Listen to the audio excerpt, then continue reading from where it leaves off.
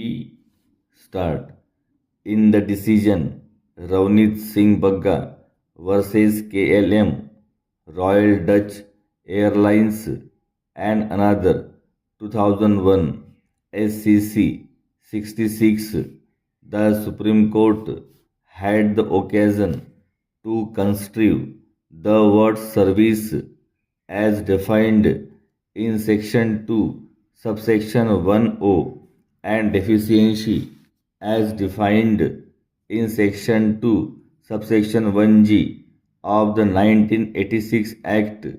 The Supreme Court has held in the judgment that the deficiency in service cannot be alleged without attributing fault, imperfection, shortcoming, or inadequacy in the quality, nature, and manner of performance which is required to be performed by a person in pursuance of a contract or otherwise in relation to any service.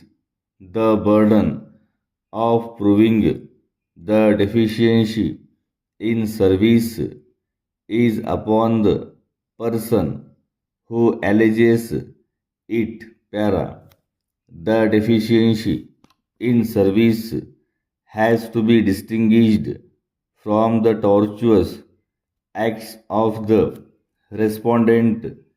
In the absence of deficiency in service, the alleged aggrieved person may have a remedy under the common law to file a suit for damages but cannot insist on grant of relief under the Act for the alleged acts of commission and omission attributable to the respondent which otherwise do not amount to deficiency in service. Para. Following the Ravneet Singh Bagga decision in the case CMD City Union Bank Limited versus R. Chandramohan 2023 7 SCC 775, it was held by the Supreme Court that the proceedings before the Commission being summary in nature, the complaints involving highly disputed questions of facts or the questions involving tortuous acts or criminality like fraud or cheating could not be decided by the forum commission under the said act. The deficiency in service as well settled has to be distinguished from the criminal acts or tortuous acts. Para. Though one of the objects of the 1986 Act is to provide speedy and simple redressal to consumer disputes, its object is not to deal with complex and factual issues pertaining to criminal or tortuous liability in a summary manner. Para.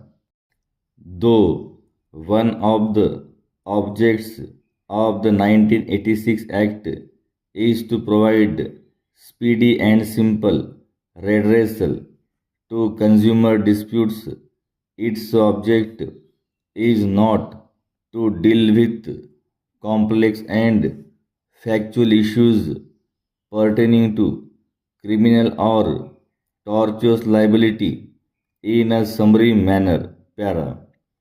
According to the allegations in the complaint, the appellant had invested rupees 9 crore by way of a term deposit with the bank. It is also the case of the appellant that the said term deposit was fraudulently hypothecated for availing overdraft without the sanction of the appellant company. It is important to note that when the overdraft against the FDR was brought to the notice of the appellant, a complaint was made with the respondent bank.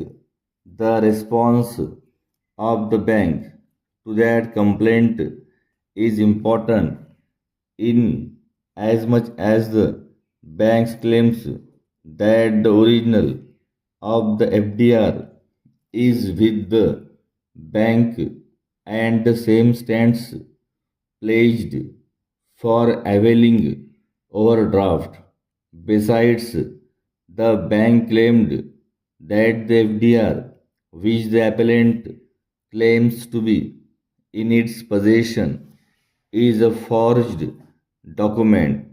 In the complaint itself, the appellant has admitted that this matter was reported to the Economic Offences Wing Para.